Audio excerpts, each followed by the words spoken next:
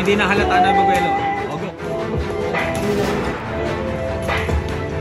Step!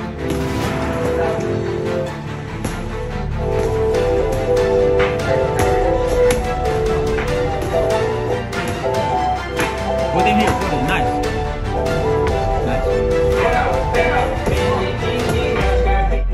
20 seconds. Una pinapractice natin.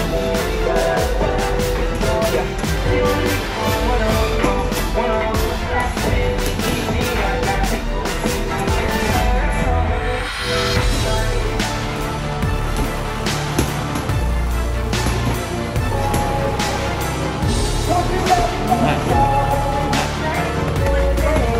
20 seconds. Nice. Pull back, pull back. Nice. Short punches, combo. Short punches. Short punches. Ayun, pag nakadikit ito. Nice. Nice. Nice. Nice. Nice.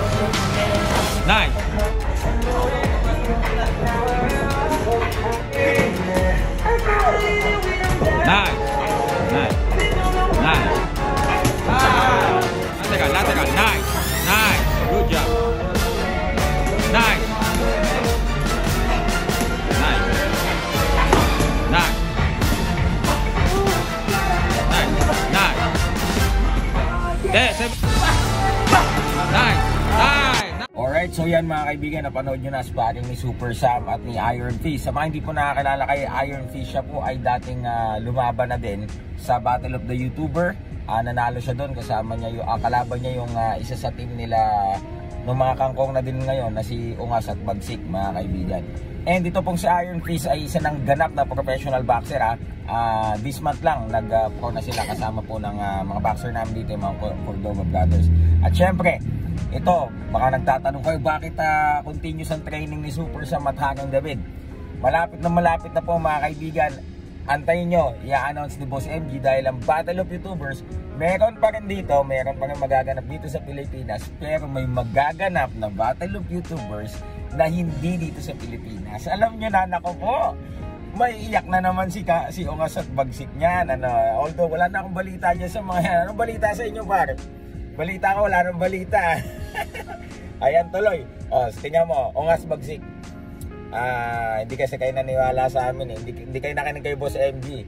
Nakinig kayo dun sa mga taong ayaw din kayong umangat kasi sila, tinanggal na sila ni Boss MG sa BOTY, di ba? So, ngayon, wala na kayong hype. Mag-upload kayo. Wala nang views, hindi na maingay, yung engagement ang baba na, di ba? So, yan po yung mga example na yan.